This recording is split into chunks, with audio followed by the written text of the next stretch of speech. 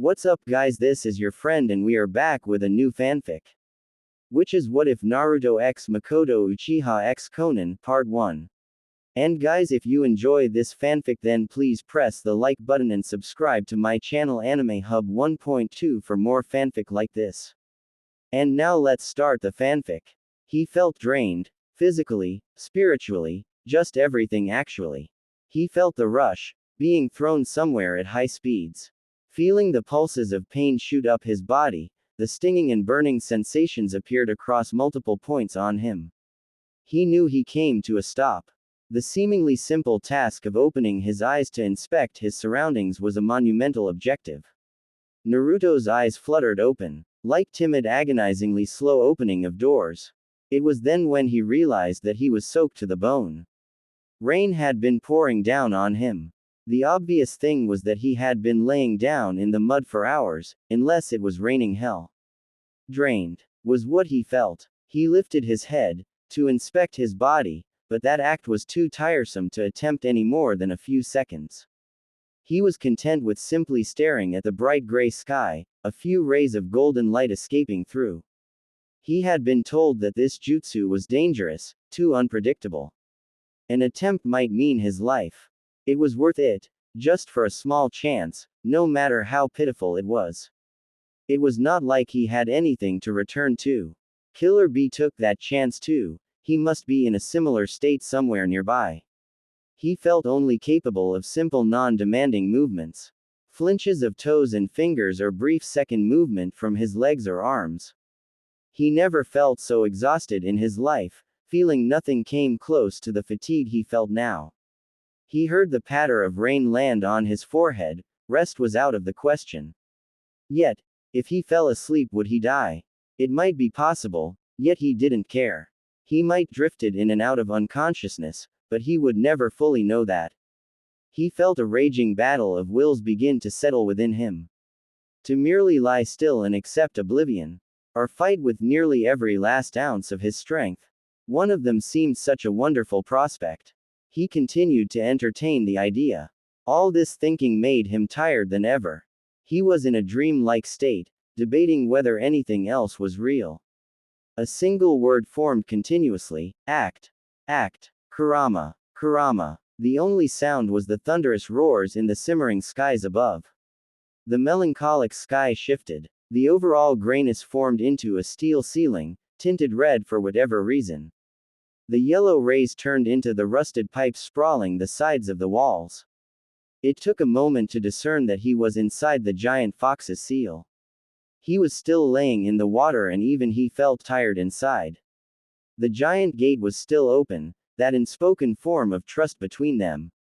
He crawled toward the gate, until the dark within was vaguely illuminated for him. There he saw Kurama laid within, and even he knew that the proud Nine Tails himself was drained of chakra. Deep, loud breathing was heard, a state of sleep. Yet, when he called out there was no answer. He reached a hand out. Just a little chakra, enough for me to get somewhere. He wasn't sure if Kurama gifted it for him, or whether he took it. Yet, he felt himself absorbing the small source of chakra. A pleasant source pooled inside of him. His mind cleared slightly from the source of energy. He was cold, shivering from all the time spent in the gravel and rain. The sky seemed darker than before, his surroundings only partially lit. He was near a wall of rock, and observed a small crawl space where he might recover for the time being. He needed chakra, and weakly reflected upon absorbing natural energy. He decided against it however, feeling that the pitiful amount of chakra he had would be overwhelmed from the more powerful unstable source. He attempted to move his limbs, finding them more compliant than before. He was missing no limbs nor did he feel any different than before, other than the general heaviness. He could only ponder about the mystery about why he felt so empty. He should have regained some chakra by now, perhaps Kurama being out had something to do with it. Even his Uzumaki genes should have helped, if his mother seemed so certain of it. He tried to stand, but that was an impossibility. Come on, you've faced harder stuff before. He couldn't however, and knew it was precious waste of his energy. Crawling however, was something in the realm of possibility. He committed to a slow crawl towards a safe heaven, to get dry and recover. One hand placed after the another. His feet and knees digging into crackling gravel. He was unconcerned about how much time had passed when he reached the small crawl space. Hardly large enough to cover him and the backpack he had. The small hole in the wall was dry, however. He tiredly discarded his soaked clothes and opened his pack to find numerous supplies for different situations. He pulled out a thermal blanket, along with a special coated stick to light a fire that would last for hours and provide some little heat. He forced himself to snack on some food he had brought, even that made him tired. When he finished, he devoted himself to rest. Sometimes, he would awake in pitch black, where nothing could be seen, an all-consuming darkness. Only, the sounds of falling rain made him at ease, reassuring him that he hadn't passed on. There would be light out at times, and he would continue to eat whatever food he found to regain his strength. He wasn't certain if hours passed, or whether it was days. The only thing he could discern was that he slept a lot. Each time he awoke, he still felt that perpetual exhaustion. Much like the rain, which gave no indication of stopping. It might have stopped at some points in his sleep only to resume, it didn't help his passage of time. Every time he awoke, he found himself less delirious. It became apparent that he was alone, he saw no sight of his fellow companion. Damn, where are you, Octopops? Then, finally, Kurama stirred from his slumber. Naruto, finding himself in the familiar walls once again. One of his last remaining companions, a giant nine-tailed fox. Hey, you're awake, Naruto tiredly reflected. He was sitting down within the seal staring at Kurama. It gave a massive yawn, baring its fangs as it did so. How long? It stretched its limbs out, but still stayed in the same position. He didn't know how to answer that. If I know, I've been waking and passing out, it could have been days or hours. Quote. Kurama looked perplexed, his deep imposing voice bellowing in the air. You've got hardly any chakra, the same could be said of myself. How much do you think? It might have been 2 days, at the very least, he replied. If it's been that long we should have been back to full power. Hearing the damaged pride in his voice was almost funny if it didn't affect him too. I know. It's like, I don't know, my chakra recovery had been disrupted. But we're still getting some of it back, more slowly maybe. I was so exhausted I probably would have died if I didn't take some of your chakra to get inside here. He was quiet then, and Kurama seemed to know a question he was dying to ask. There was a silence before it roared loudly. It better have worked. I hope so too. His mind was bothered, however. If it truly had been a few days since he arrived, he still felt the chakra exhaustion. It was like overworking himself to the state of just plainly passing out. The difference was that he still felt it days after, when normally a day of rest was enough. You said it would painless, it wasn't that at all. I said dying would have been painless, Kurama spoke again. The jutsu required colossal amounts of chakra, we also heavily distorted time and space. Those are some possible factors with some consequences. It could have taken some of your vitality and with the space and time disrupted our chakra regeneration. Theories obviously. What's expected with lower vitality is shortened age expectancy and stamina. Oh, well that sucks. What else was he supposed to respond with? There was nothing said for a long while as he processed this information. The more he thought about his predicament just made it feel funny. He chuckled once, in relief, and many other mixtures of emotion. It evolved into a full-blown laughter. A deep throaty, almost maniacal kind of laugh. It continued until his chest hurt and it got difficult to breathe. He started to pant until Kurama broke the silence. I think it might have up your mind too, kid. No, no. Hey, I'm fine. Just glad. He looked over to the rain following chaotically to the earth. He sighed sorrowfully. Flashes of those days before echoed in his mind. He had placed a self-imposed mission on himself, now he had to make certain that he would complete it.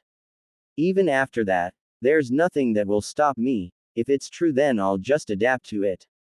You know what, Kurama? Thank you. There's nothing I can do to appreciate what you helped accomplish. Kurama just looked at him, his ear twitching. Shut up, idiot. He still heard the gratitude and welcome in his voice. Kurama also detested the genjutsu-placed world. It sat wrong with the both of them. The plan was to stop Obito when he revealed himself, when he broke Kurama out when he was born. The day began to darken, signaling the end of day. We'll go when it get brighter out. He didn't get a response, but it didn't matter.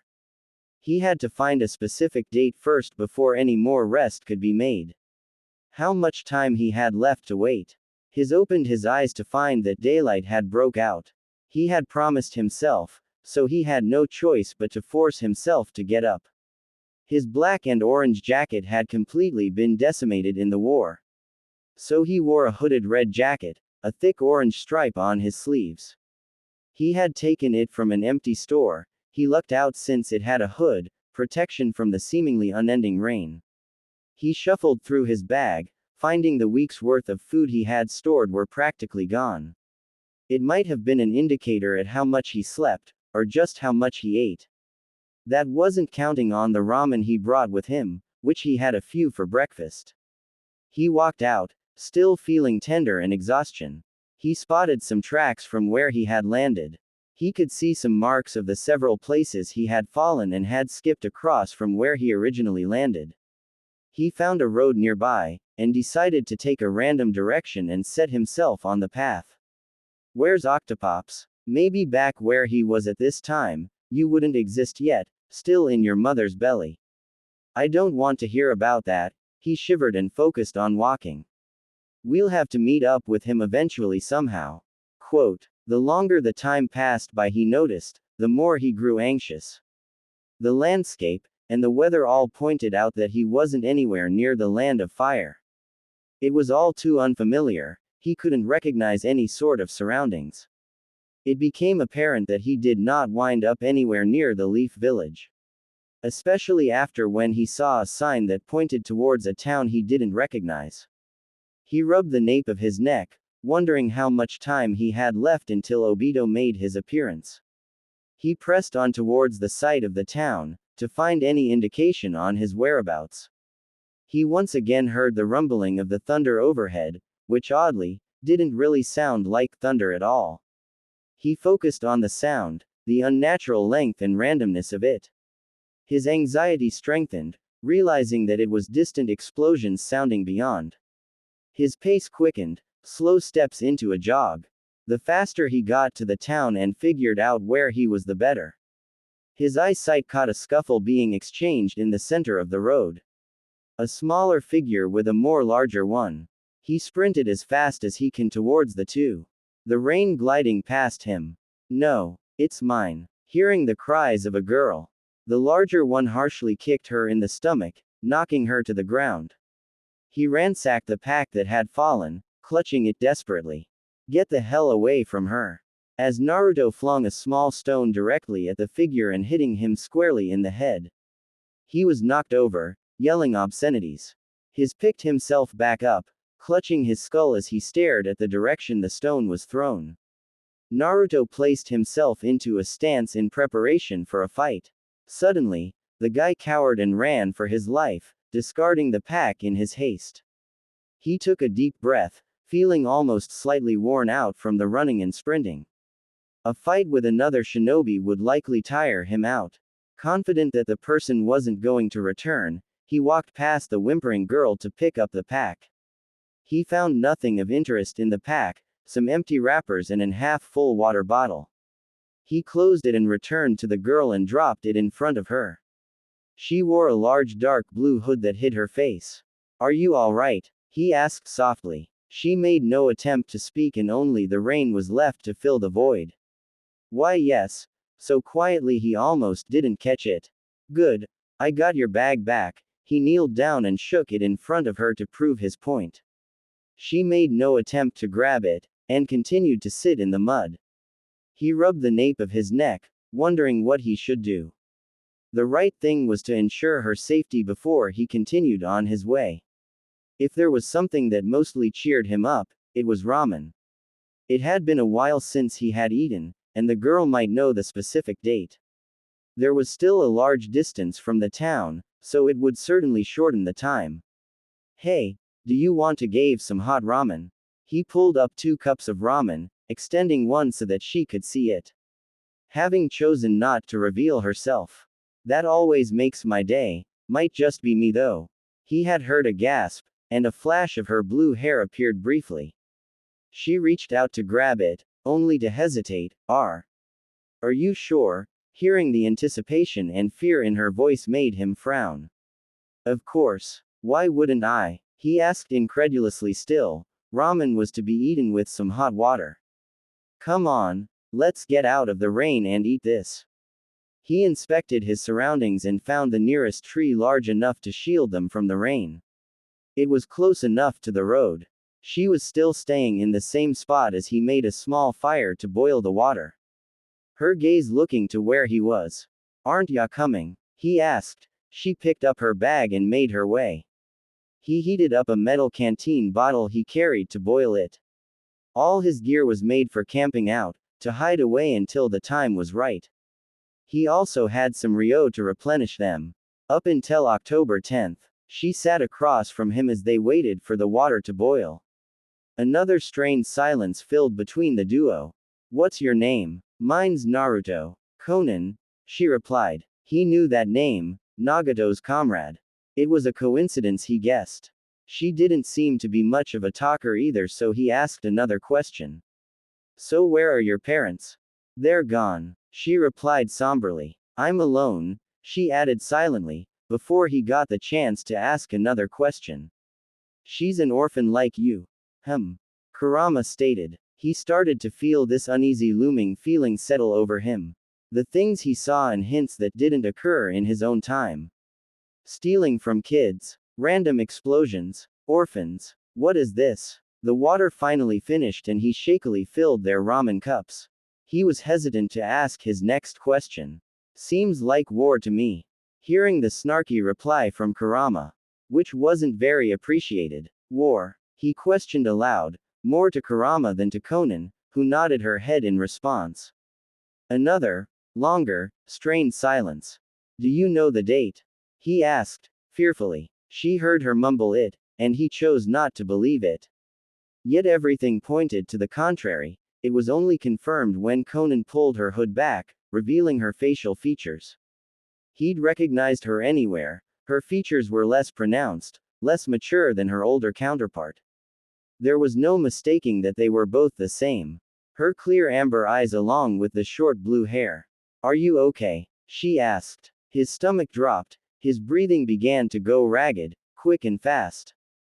His vision began to blur, darkening. He felt his own despair and panic, all chaotically swimming around in his head far too fast for him to handle. He mumbled an answer, one he wasn't exactly sure of. He knew this feeling, one that had happened to him before. Naruto, you need to calm down, hearing Kurama shouting loudly. He barely registered it. They had traveled way too far. Years before he was supposed to be born, it wasn't even close. Panic continued to grip him. It was like his final act of failure. You moron, we can still accomplish everything we set out to do. His words helped slightly, yet the nonsensible thoughts continued to race through his brain. He attempted to fight it, taking deep breaths to combat it. We can still do it, we can. He repeated like a mantra. His heart still beat feverishly. He was exhausted once again. Sleep was what he desired the most right now. Now that your pitiful human emotions calmed down, you should follow that girl. The one with Rinnegan will eventually show up. We will change things eventually if we do. He couldn't particularly think clearly, so he was thankful for Kurama's guidance. Okay, I got it. Like everything will never happen right. Time had certainly passed, that's for sure. Whether or not he cared was up in the air. He had laid down on the grass, merely listening to whatever sounds that were being made. Like the smooth applause of thunder, the droplets hitting the ground, or Konan snacking on her second cup of ramen. She ate heartedly, eating the noodles with gusto. He might have been happy about that if it wasn't obvious that she was starving. She looked rather content with stuffing her face with food. He faced the sky again, the occasional drop that landed on his face that the tree couldn't block. He had spoken at length with Kurama about various subjects. Because of the massive inaccuracy of the time-traveling technique, as well as the huge requirement of chakra, using it again would likely make their situation worse than it was.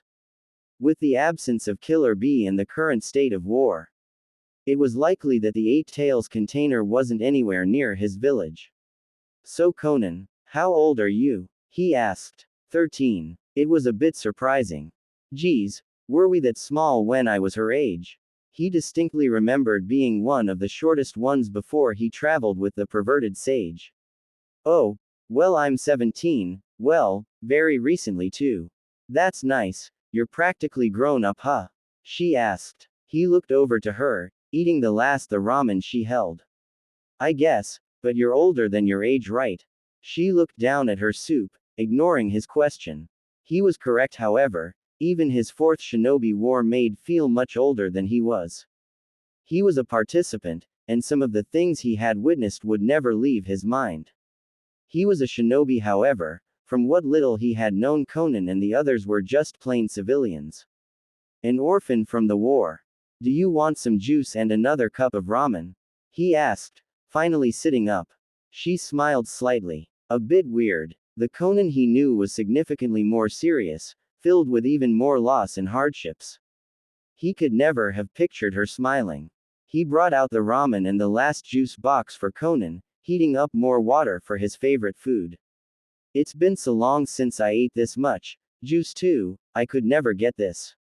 She commented rather happily. It was almost a shock to him. Nagato had described their conditions. All the death, the orphans, the lack of food. It was different to witness it firsthand. He ate to merely settle his stomach. So Konan, were you heading towards that town? He asked. The rain had finally settled in its ferocity. There was the slight misty rain, but that was the best that the land of rain could do. I was, she answered hesitantly. How about we go together? Two is always better than one. He looked forward, towards where the town lay. He guessed he had to lie. Telling people he was from the future would give some unwanted attention. If anyone would have believed him. She looked perplexed at the question. We just met. Sure we did, we're both orphans. So we both already understand each other a bit. He looked around awkwardly. I mean, I have this dream I want to fulfill. It took a big back step, and I have a small idea on where to start. You see, I want the world to live in peace. I'll do whatever in my power to accomplish that ideal, but I really can't do it alone. So I'll need comrades, people I can trust and help me. You want to create peace. No fighting. She had an odd look in her face.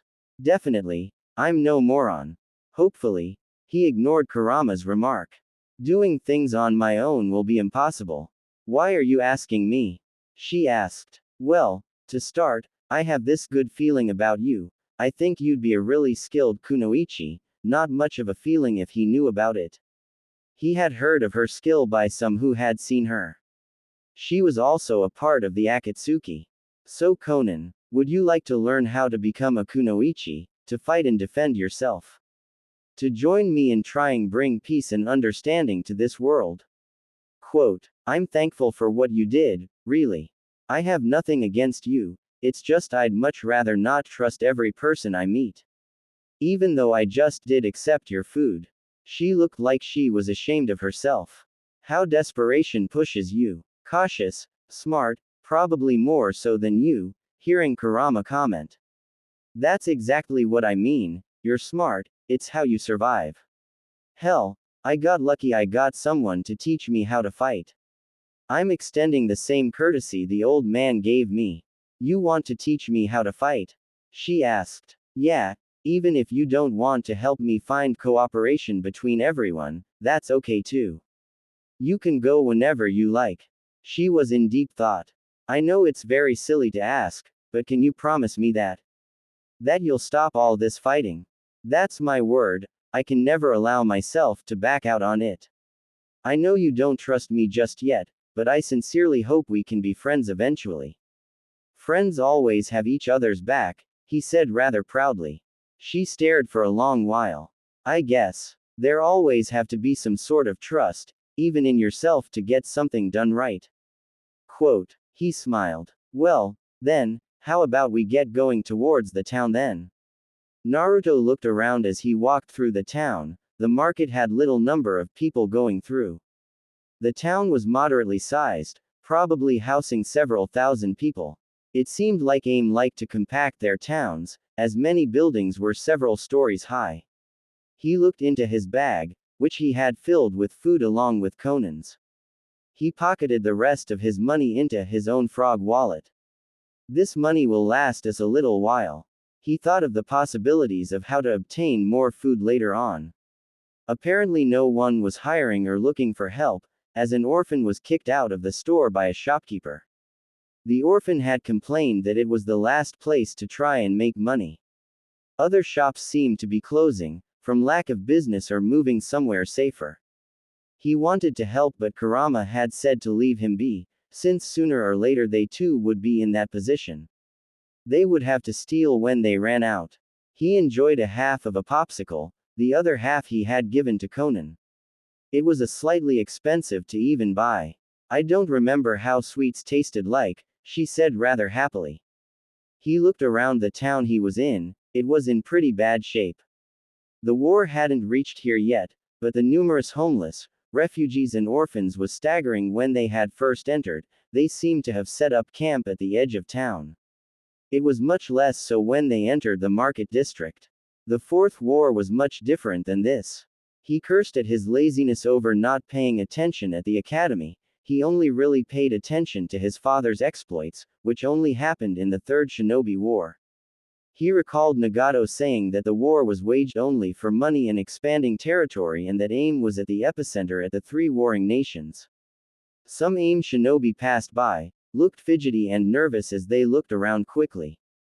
It made him anxious, knowing that he held the hidden leaf headband in his own pack.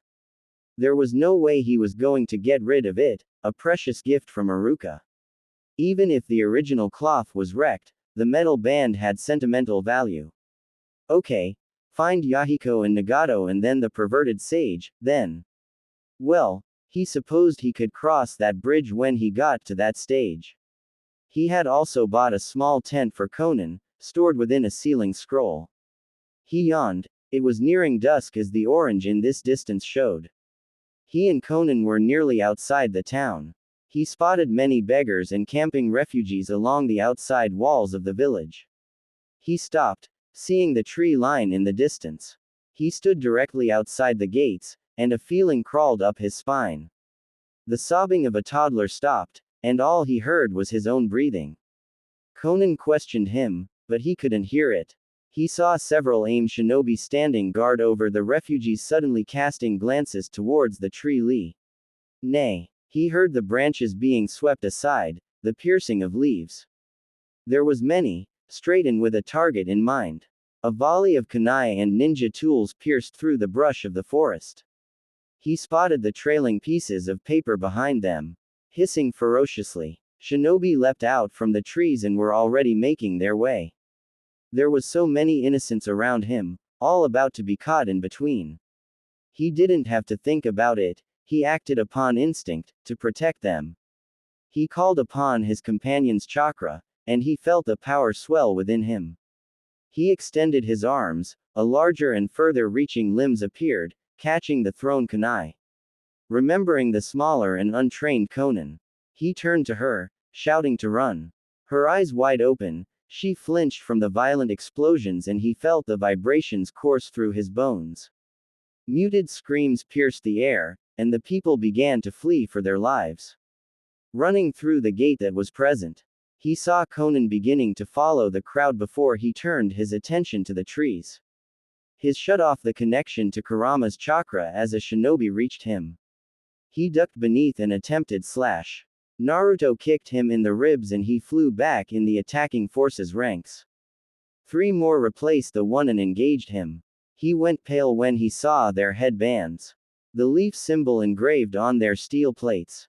Defending himself, he swiftly and skillfully evaded a punch before delivering an elbow hit to his attacker's face.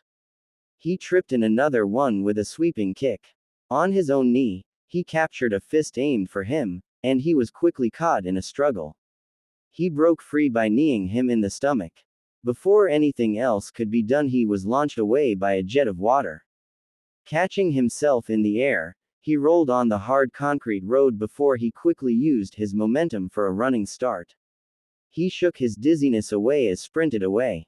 He looked behind him, some leaf shinobi trying to intercept. The pitiful amount of guards were already overwhelmed, but more aim shinobi came to help. His pursuers were stopped by the reinforcements. He sprinted, reaching a decent speed as he passed by panicked civilians trying to distance themselves over the inevitable battle over the town. Naruto desperately searched for Konan as he heard many explosions sound around him. Some leaf shinobi had already infiltrated, engaged in a battle and causing destruction around them. Her well-being was his priority. He felt the blood flow quickly in his veins as adrenaline coursed through him. He already saw several people laying motionless on the streets, explosions echoing destroying his surroundings, rubble falling from above as they struck several innocents. He saw the leaping forms of shinobi jumping over the roofs of buildings. The wail of an alarm blasted through speakers hung around the streets, adding to the chaos. He shielded his face as an explosion sent debris firing across the street. Children and villagers alike screamed in terror as they ran away from the conflict, only to meet more ninja clashing with one another. He heard a roar, crackling and crumbling as he noticed a building began to lean vicariously. The crowd began to disperse near the leaning frame of concrete, several people stumbled and fell. The building shadowing over them as it tumbled. He raced ahead, creating shadow clones to rescue them. He hastily grabbed one of the people that fell. He held on to an old man as he barely escaped the mighty crash. It caused a tempest of dust and he could barely see as he raced out of it. Naruto set the old man on his feet and felt the memories of his shadow clones enter. The others were safe and he didn't bother waiting for the thanks from the elderly man before trying once more to look for Konan. Racing by several streets, before he finally spotted her. She was picking herself off the ground and someone her height beckoned to her by an alleyway. He quickly came and picked her up. She was surprised to see him before turning to the other kid. "Come on, I know a good way out of the village," he shouted. The street they were on was already clearing.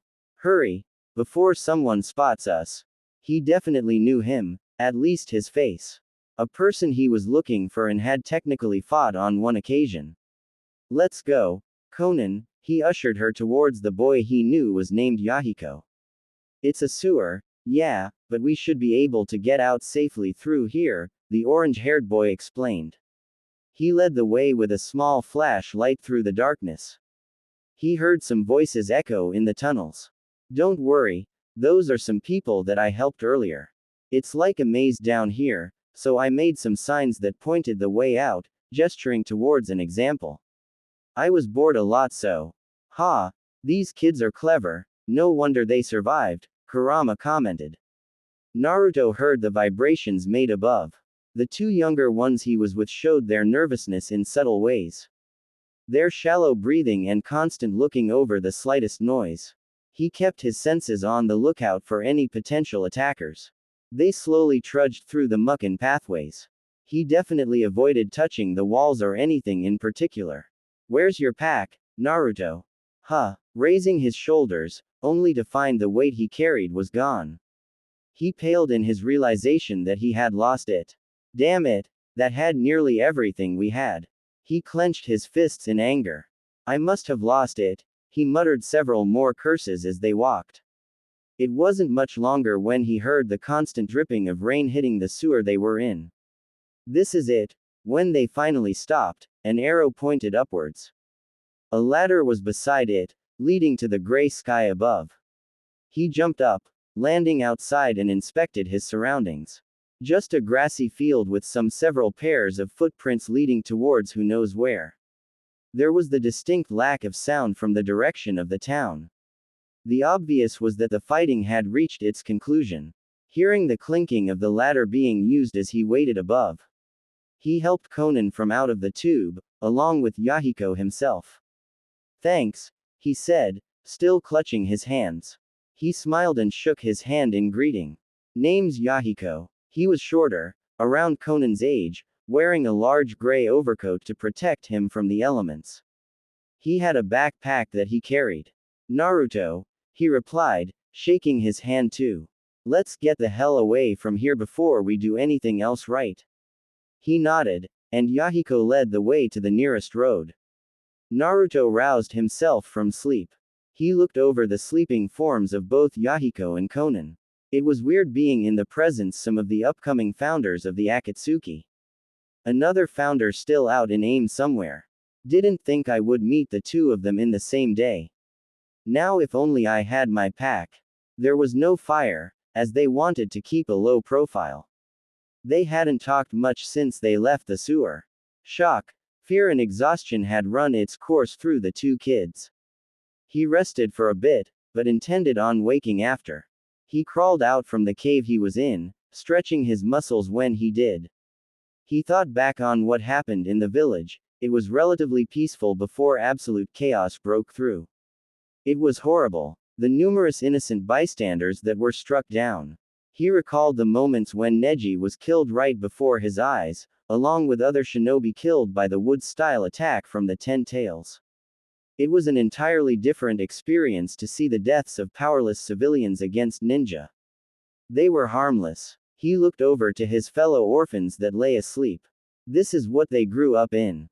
The middle of war. It unsettled him to see his fellow village shinobi take the lives of innocents. Either mistakenly or intentionally. He took a deep breath. It was probably premature to think that something was wrong with his chakra. Hoping that it would at least normalize in a couple of days. If only he knew how long since he arrived in this time. Right now he focused on returning to retrieve his bag. Valuables and other things he needed to help with the time ahead. His chakra was still fairly pitiful. He hadn't had any time to recover, plus the clones he created to help the civilians sort of halted him. He had no choice but to get that bag back. His exhaustion wouldn't stop him now. He sat outside with some protection from the rain. He merely sat down, contemplating. Hesitantly, he formed a shadow clone and felt a drop in his chakra. Before it was so plainly unnoticeable. He formed a Rasengan next and he noticed he had to put more effort into it. He took a calming breath and attempted to mold some chakra, even that took a bit of labor. So I sort of have this disability, huh? He really did hope it was temporary. Anything can have consequences, no matter how mundane, great or terrible. Kurama commented. Since when have you become such a philosopher? Since I became your brain. Quote. I think I should avoid trying to use sage mode for the time being, until I at least fully recover, he frowned worriedly. Naruto, Kurama called out, his voice serious again. Take into account of the worst case scenario that you'll never return to normal, that'll you'll get more exhausted easily. I'm in a similar state with my chakra too, so I can't let my chakra flow so abundantly into you anymore. Quote. Alright, it was a disturbing thought. A sacrifice for a great accomplishment. He hoped that it wasn't true. Everything would be so much better if he didn't have to give anything at all. It's been a really long day.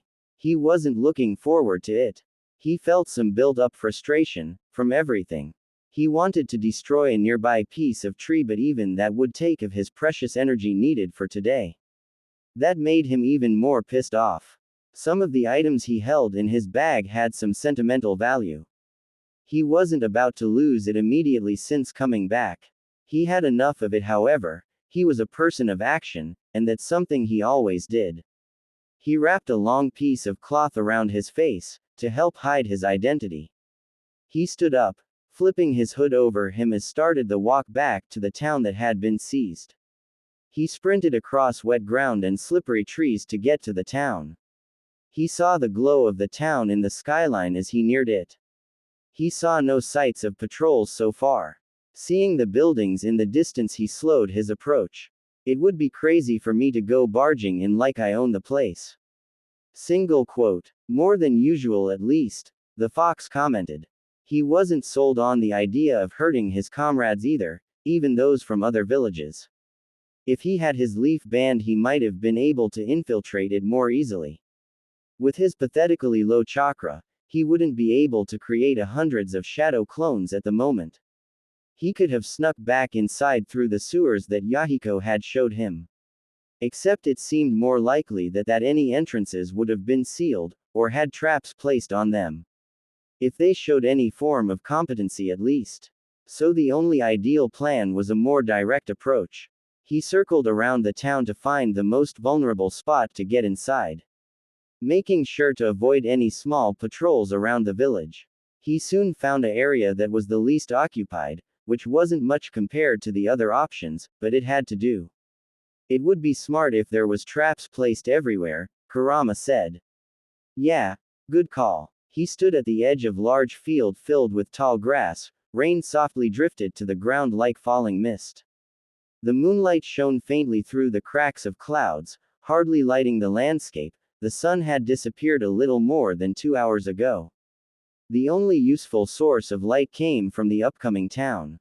The lack of colors on the buildings and constant rain had an air of melancholy associated with it. He slowly traversed through the tall grass, hoping that there weren't any Byakugan users guarding it. It gave him some slight pause, that he shook away. Now's not the time. There were numerous amounts of traps engineered to alert of any possible intruders that Naruto bypassed. Even though the distance to the town was about 200 meters, it was taking a while to traverse the distance. He was getting frustrated at such a slow crawl, but what he found out when training for Senjutsu was that sensing for nature energy helped calm him. He did not dare try to collect any of it, if his chakra had been disrupted. After an hour of avoiding traps and various curious patrols, he finally made it into the edge of town. Some shinobi ran their rounds as he jumped up to the nearest building, hiding between some cracks in the building. There were numerous leaf ninja littered among the flat roofs of the towns. He witnessed house raids being completed, captives being rounded up at the nearest street. Do you think I should help them? Seeing several being thrown to the ground, several civilians were sobbing. Clutching their children and loved ones. You'll only make it worse. How so? Will you be able to care for them? Protect them at all times? Or to let them fend for themselves? Even if you decide to rescue them, will they even be able to outrun the shinobi? Quote, alright geez, just a yes or no would have been okay. Still, it was perspective that he hadn't really thought of. It made him ponder as he continued towards where he had originally lost his bag. Some people had remarked about him being able to get people to follow him. To start believing in him because of who he was. He desired to be Hokage, yet, he needed to think more. To start thinking of the consequences of his actions. It's going to be some hard work. Numerous Konoha shinobi were patrolling the streets, some no doubt celebrating their victory as he Ard some excited yelling, others were on top rooftops, keeping a lazy watch on the streets. He also hadn't been caught yet. There doesn't seem be any Hyugas. He finally reached the entrance where he had lost his bag. It was a fairly busy street, shinobi entering, lugging around bags. He kept to the shadows, but noticed plenty of shinobi had the raven hair with coal eyes. They really reminded him of Sasuke, especially how they carried themselves. A confident and proud pace. Uchiha are not an impossibility, Kurama stated. He recalled Obito telling him of the fate of the Uchiha. There, curse, was a whole lot of crock of shit, definitely. Anything that had to do with fate, destiny, or anything that was predetermined didn't sit well with High M at all. If there was something that he could change for the better, it was to help them avoid being slaughtered for trying to revolt against the village. It's not like they've done it yet. He frowned. He made certain to keep out of their line of sight as he searched from above. Sadly, he found no trace of it, either taken or under one of the several piles of rubble. Maybe they've taken it somewhere. Noticed my headband inside. They must have a lost and found tent or something. A populated area might hold one.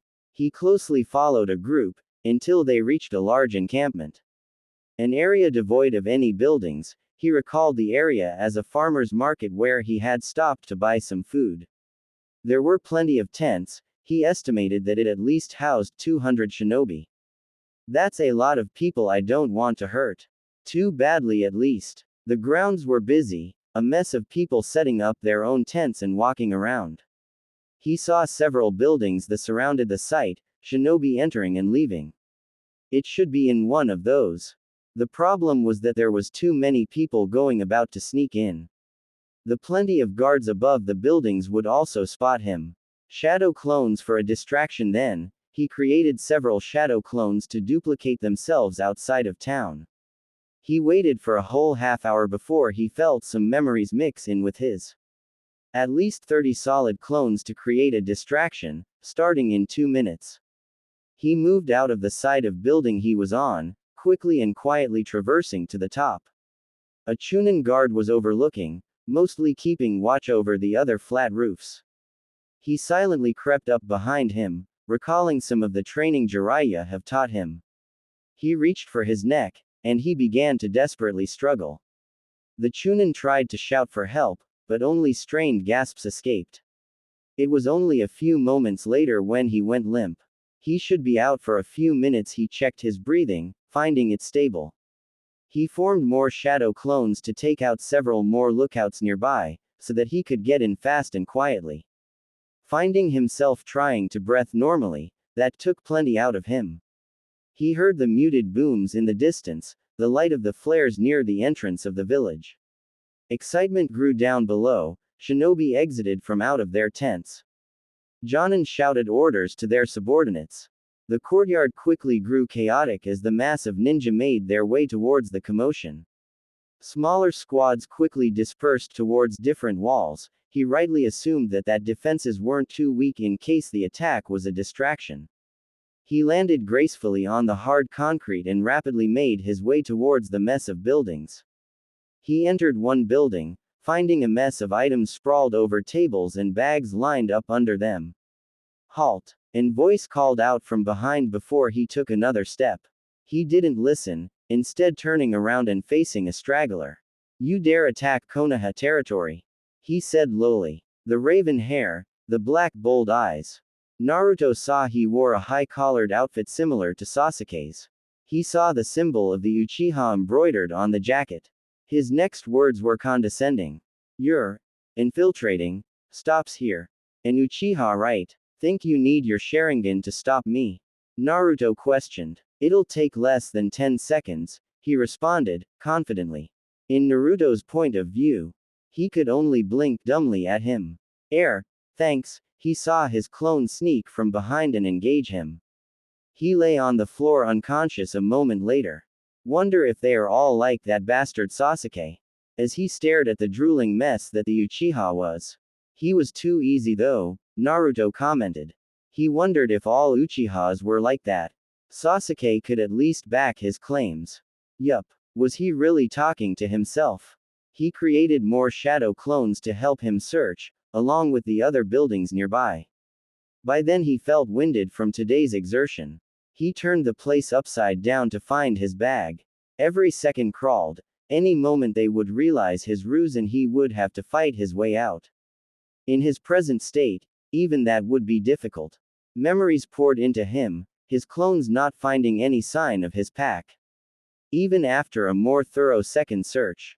Ah, shit, he screamed in frustration. He needed more supplies for Konan, himself and Yahiko. He quickly scrounged up more supplies as quickly as possible. Feeling all his clones dissipate when he finished. It was too late to find his stuff. At least he had Sasuke's headband in his tool bag, as well as his father's kunai and a copy of Jiraiya's book. Plenty, but Iruka's headband was also important to him. He sprinted out the door and climbed up to the top of the building before rushing across the rooftops.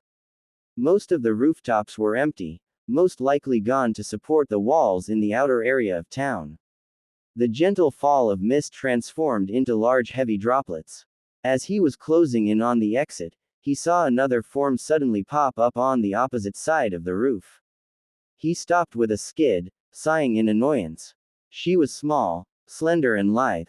He faced a kunoichi. She wore a chunin flak jacket and konoha hita 8 in its rightful place, black pants that fit snugly and a katana that hung behind her waist. She was fair-skinned and had medium-length wet black hair that was tied into a high ponytail that reached her neck. She had long bangs that were on the side of her face, and partially covered the hita 8 and just above her onyx eyes and nose. Seeing her wet heart-shaped face, and determined black eyes. "You're not going anywhere," her voice revealing her confidence. A voice that Naruto found lovely. "This isn't the place to think about girls." Single quote. Luckily the heat in his cheeks was hidden by the cloth he wore. His opinion of her went up a margin when saw the swirl of the Sharingan in her eyes. At least she's not underestimating me. Perhaps not all Uchihas were ever so arrogant. As she silently pulled out her katana from the scabbard. Mikoto Uchiha was returning from a scouting run from beyond the fields. She ignored the banter from her team. Rain kept pouring down from the sky, she just wanted to get some sleep. As an Uchiha, she was very prideful of her clan. An exception was that preferred not to boast about it because being best friends with a loud and brash redhead had stopped her from that. Something about sticks up Uchihas, and many other crude insults. She wondered once again about how she got to be best friends with her. She already knew the reason, of course. When her mother had died, Kushina's energy and upbeat attitude had really helped her out of her depression. She was always taught by being an Uchiha that wielded the Sharingan would grant her superiority over others, and that the clan should come first and the village second. She felt somewhat conflicted in her ideals. Kushina and her boyfriend Minato believed in the village came first for them. But they don't belong to clans. It may have had more effect on her if they were. She was proud to not have the arrogance that the vast amount of the Uchiha clan had, something that Kushina was responsible for. It did not mean she wasn't confident. I wonder if she's doing well. She was stationed in the Land of Rivers, along with Minato to fight Suna Ninja. I hope she's doing okay. They stepped into town after some light convincing and passwords being exchanged. She was thankful their run had come to a close, only for it to be broken by the sound of an alarm and flares lighting up across from town. "That's from the east entrance," her Jonin captain claimed. "Uchiha, inform HQ of the status of the northern sector." "Okay," she replied. Before they all jumped towards the commotion being caused. Already a counter-attack. She quickly traversed a nearby building to the top. She was probably more skilled than the other two Chunin she was with, but she wasn't very well liked by him.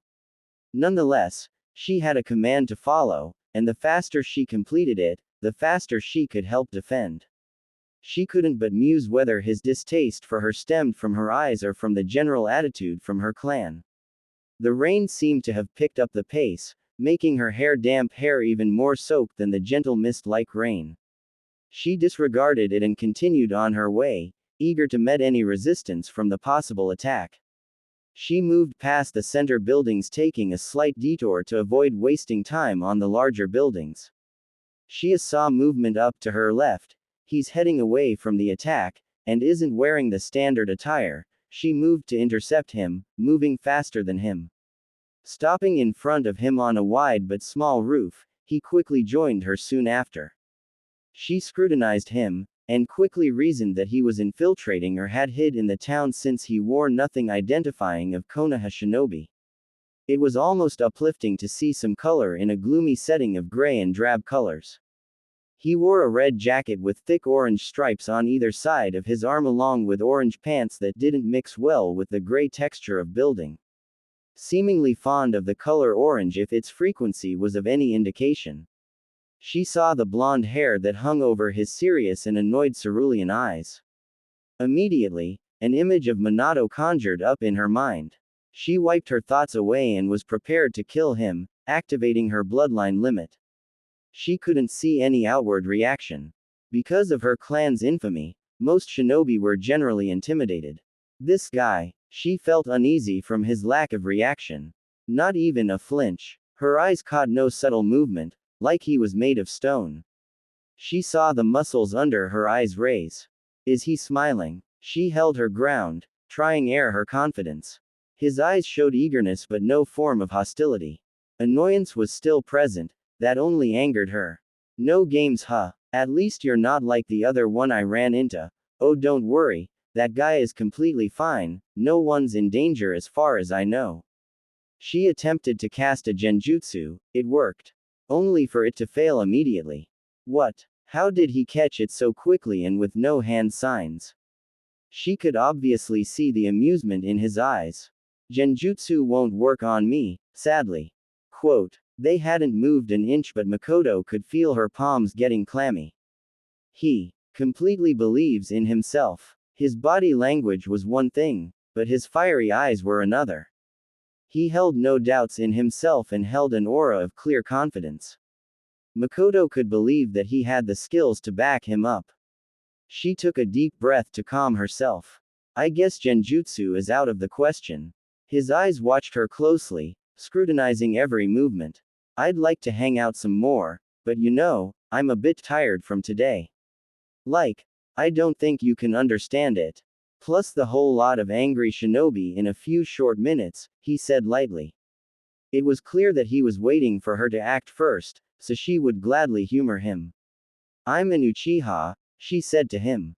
Although more to herself to help calm her nerves. We're one of the elites of the hidden leaf, raising her katana at him. Everything has a weakness. Sending chakra to her feet, she quickly crossed the distance between them. She brought her sword in downward diagonal slash, which he quick blocked with his kunai he held with his left hand. Undeterred, Mikoto kept pressure on her blade and used her flexibility to try and land a left kick to his head, which he quickly blocked with his right forearm. She quickly retreated only to dive back in to deliver more strikes.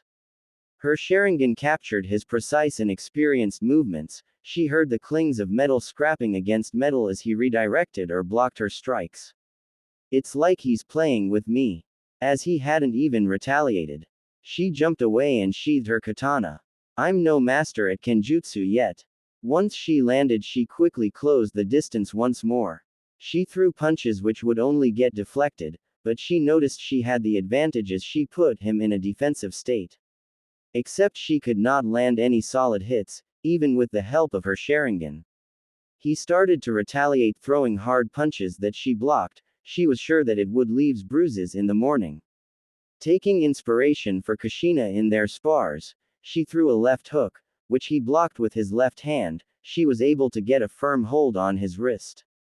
She punched with her right fist, and predicting his movements with her Sharingan, watched as he went to block her fist while she went for a kick to his ribs. She put his force and her kick landed, although the only reaction was a grunt as he reacted with a kick of his own. She retreated before he could land it. I won't be able to win with taijutsu either. His attacks were punishing. Whenever she blocked an attack, it made her numb. In their brief scuffle, she was only able to land one solid hit, and it didn't even seem to have winded him at all. He could have done the same to me. Why didn't he grab me? Grabbing a few shuriken in her pouch, she threw it at him. She jumped back and still in mid-air she completed a few hand signs. She inhaled only to exhale her clan's signature jutsu. A violent fireball that covered the expanse of the roof. With the small distance, the large fireball quickly approached him. There's no way for him to escape. The bright flame would no doubt alert anyone nearby. Just in case, she quickly placed her right hand on the hilt of her blade in a reverse grip. Once it dissipated, she noticed a hole in the roof. What's up? She heard behind her, almost playfully. She had already twirled around, quick drawing her sword to slice him. She heard a loud slap. Even with a quick draw, he held her blade between his palms, despite how much force she attempted to put through it. It didn't budge. He heaved a weighty sigh. That's good enough. I'd enjoy a little spar, but I'm a bit too tired of all this, perhaps some other time.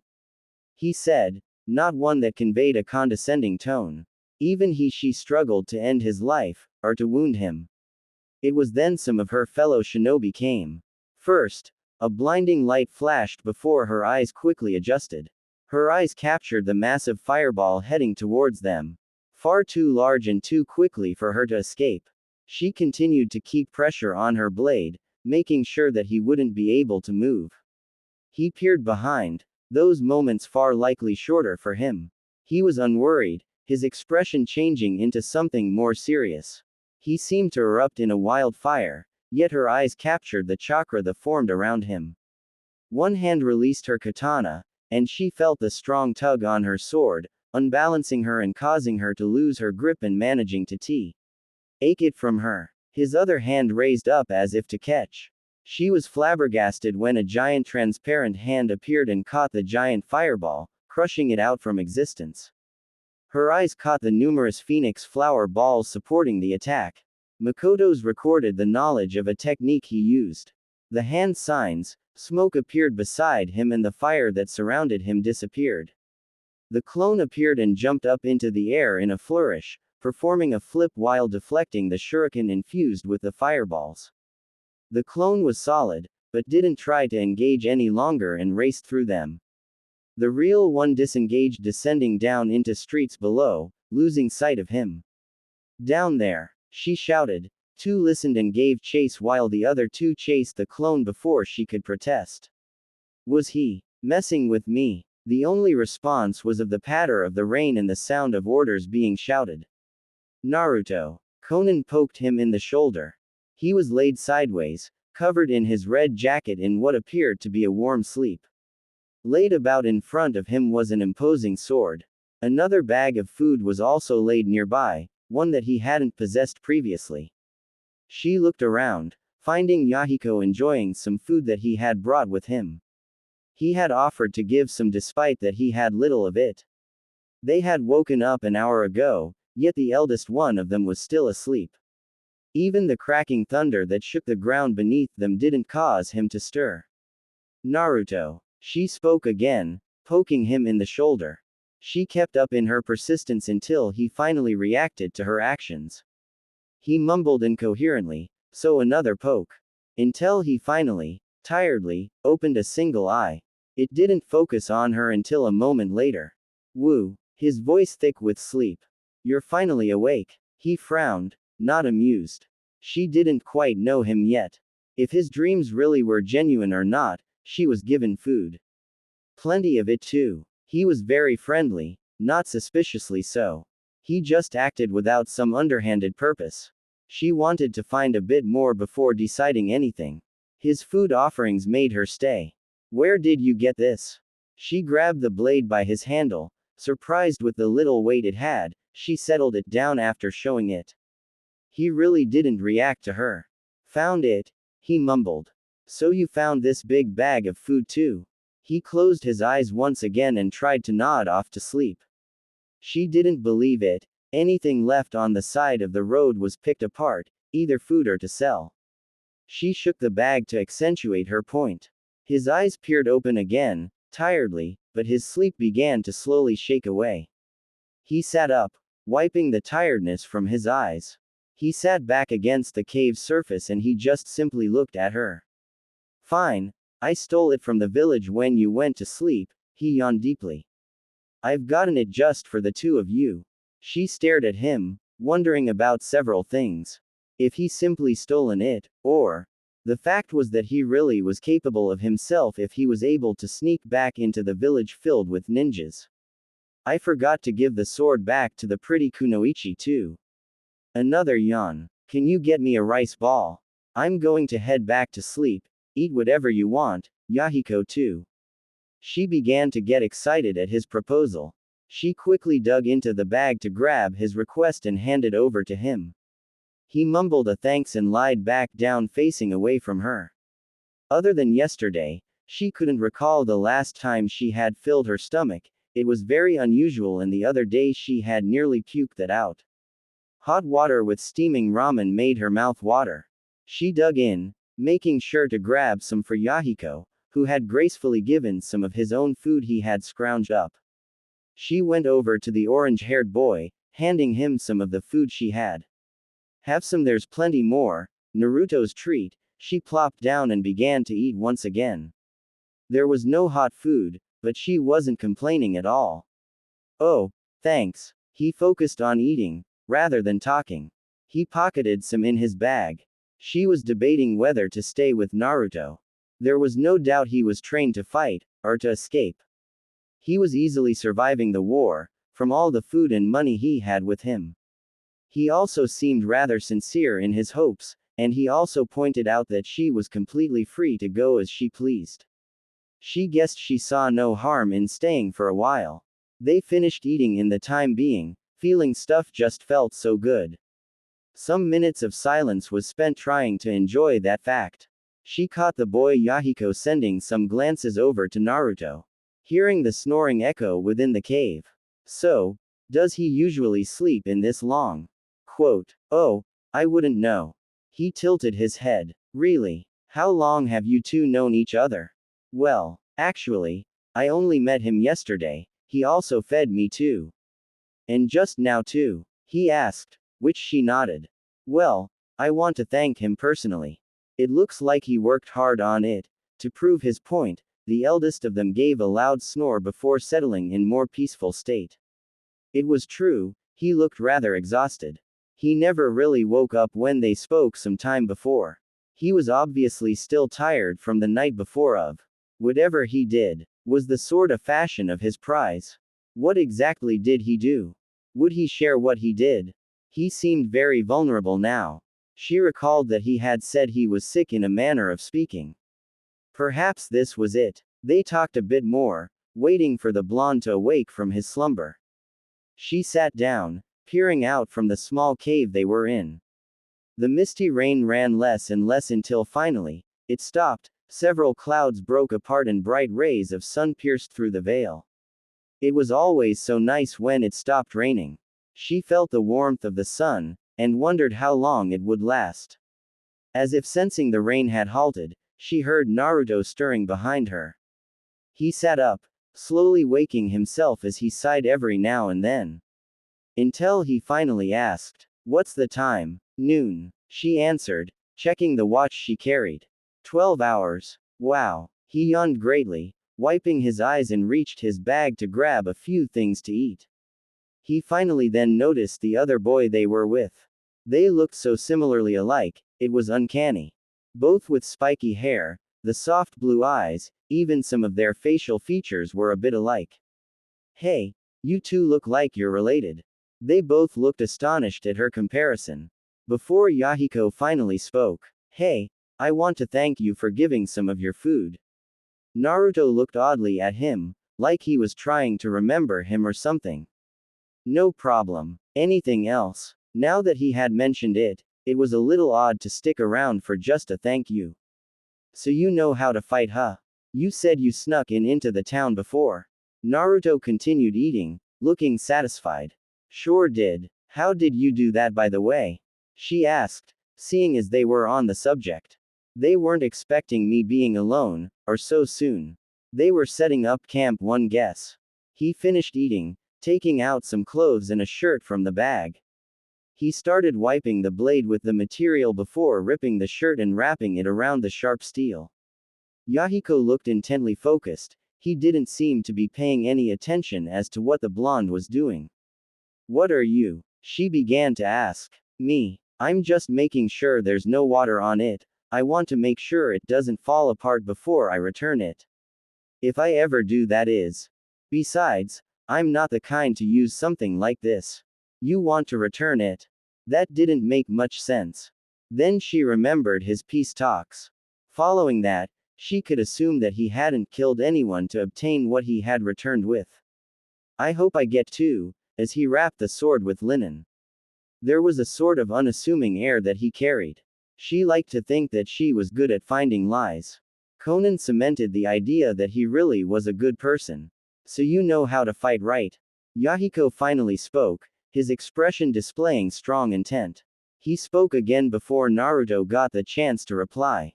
How did you learn? Naruto stared blankly. His wrapping of the sword was finished now. He was merely content with laying back against the rock wall.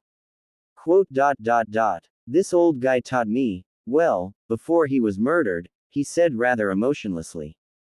Yahiko's eyes gleamed with excitement. Hey, I have pretty neat idea.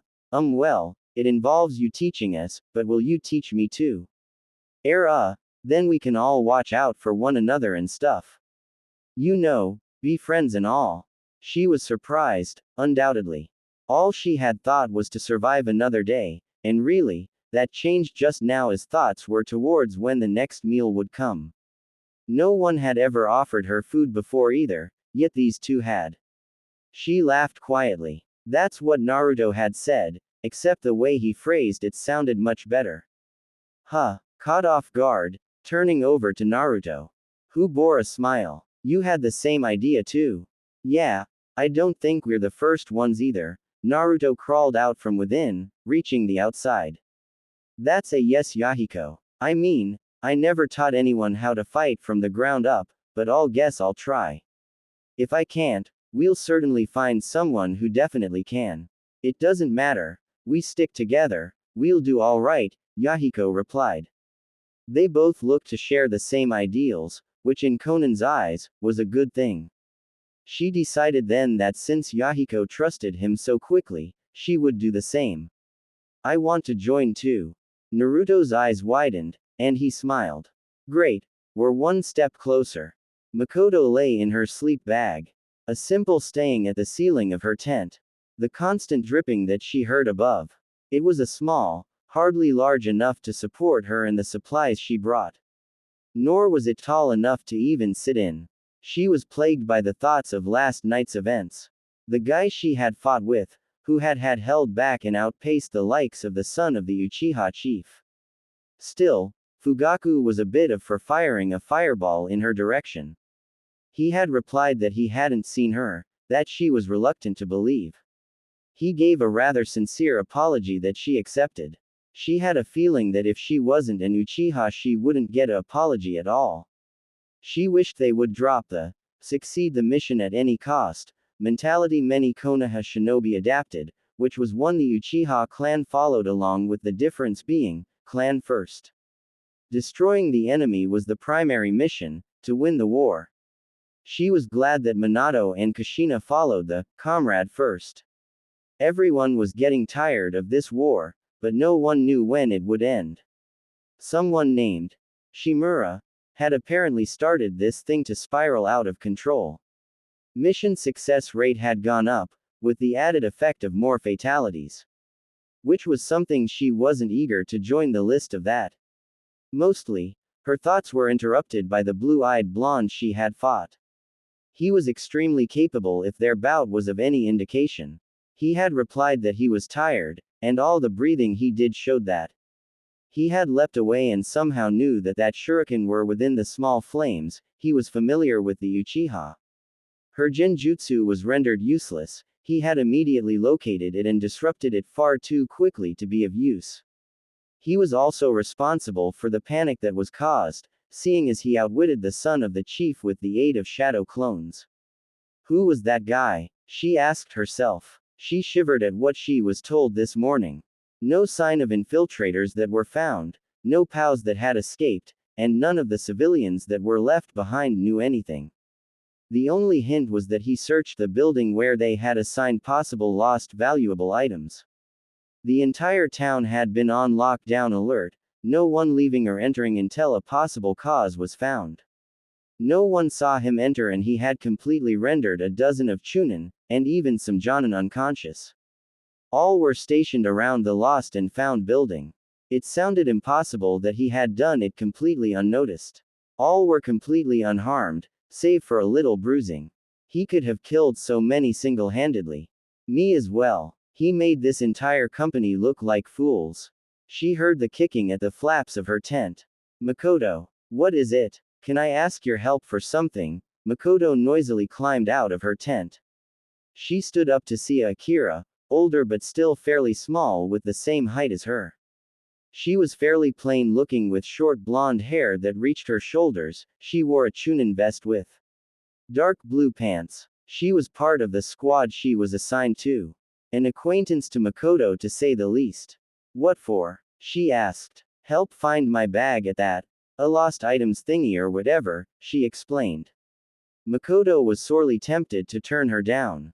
Except one of Kushina's last words were, "Find some damn friends," and Akira was only one of the only people who would approach her other than her fellow Uchiha. Mikoto knew many of the Uchiha clan, but she didn't want to associate with many of them because of their arrogance. "Sure, lead the way. I need to find my blade anyway." She hoped that the blonde discarded her katana and didn't steal it. "Thanks," she happily replied. They walked together towards a set of buildings. She really hoped that he hadn't stolen it. "So did you hear that one guy knocked out our sentries yesterday?" she asked. "Yeah, I actually fought him," she replied. She waited for her usual response. "Oh, how did it go? How did he look like?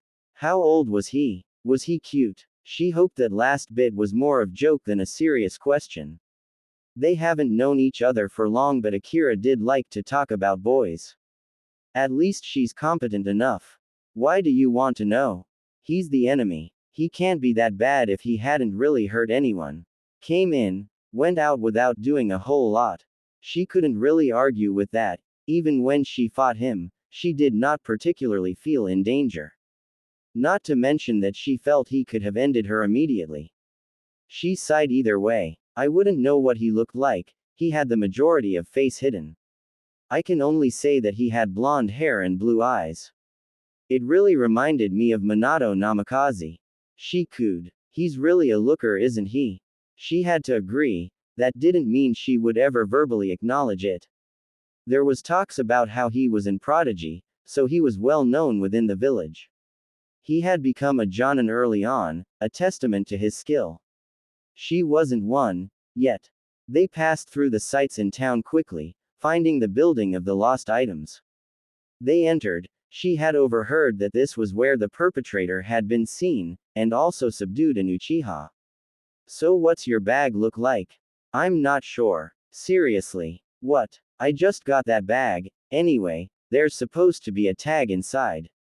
"You're so forgetful." As Akira wandered off towards the assortment of bags and other large items in the corner, she herself went to the weapons that were sorted neatly in the center of the room. Despite several inspections, and closer examinations of similar blades, she couldn't find it. She fumed internally, before reasoning that it may take a while to appear. She would have to keep checking afterwards to see. She hoped that her sword hadn't been stolen by the blue-eyed guy. She dragged herself towards Akira, who was still searching. "Found what you're looking for?" Quote, "No, I didn't. Hopefully it turns up." So, she waited, wondering what she was going to ask as she opened up a pack and took a quick look inside. Setting it aside when it wasn't her friend's. "Given thought about your future?" Akira voiced. "Your meaning?" "Meaning? I would like to have a family one day," she replied. "Oh, I haven't really given it much thought. I mean, you're 17, right?" Surprised by her question and answer. She was mostly occupied with trying to survive this war. Heroics can wait, it was what the majority of her clan was focused on. Another was trying to be in worthy kunoichi, of that for her clan and village. It's for the future obviously, not right now. It kind of gave her thoughts about what would occur if a kunoichi found out if she was pregnant during she was deployed in the war. If there was any consequences of that. It felt like she had been deployed for a lifetime, despite the fact that she served a year's worth of the war. Her thoughts and anything said by Akira was disrupted from the bag she had opened and read. There, inscribed on the tag inside was, Uzumaki. She blankly looked at it, making sure she wasn't hallucinating such a thing. "Uzumaki," she whispered. From what she knew, the Uzumaki were wiped out in the beginning of the war. The only one she knew was Kushina, and the only one in the village. Her curiosity piqued. She searched inside to find food, scrolls, and a most peculiar thing. A leaf village headband, stitched on a long piece of black cloth.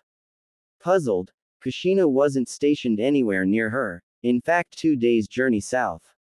It became apparent that it didn't belong to her. "Found it," Akira announced, displaying it for the world to see. Deciding that it was in Kushina's best interest, She took the bag and placed it around her shoulders. It likely didn't belong to anyone in her battalion. Konan walked alongside the two people she had met. She had never had some companionship before. She notably felt safer, but she didn't survive for so long without being wary. She looked at Naruto, who looked very contemplative, but occasionally would glance somewhere at brief periods. Perhaps it was something that she hadn't heard. He had said he was shinobi trained. The eternal like rain fell gently. She thought it most often fell harshly. It was a nice change of pace, like it was sign of a lull. There was some other refugees, but they kept to themselves on the other side of the road they walked on. Naruto.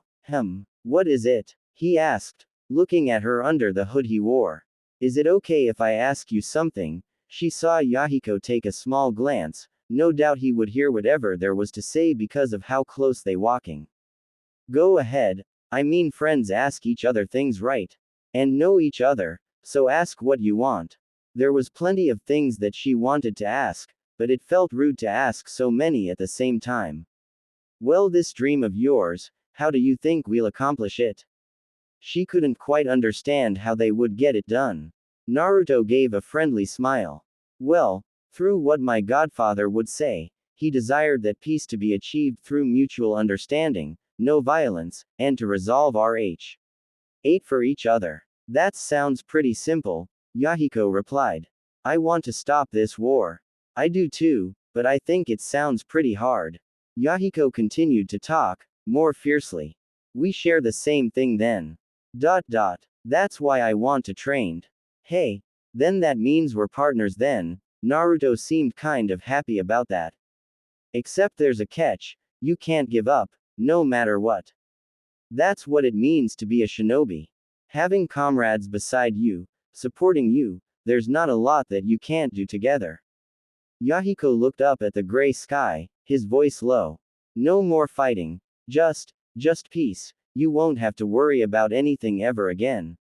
It sounded surreal. To her at the moment, seeing the hungry looks of refugees she passed, it sounded impossible. It was only something to dream about, but the way they believed in it. It looked like it can be done. She vowed to herself that it would be her dream as well. They had walked a snail's pace to what he was used to. The only thing that made him feel better was that the land of rain wasn't quite as large as his home country. What would have been a day's run, if uninterrupted, would be a week's journey. That was only accounting for the length of the country. They were only heading towards a town. He watched over the sleeping forms of Yahiko and Konan, under their shelter.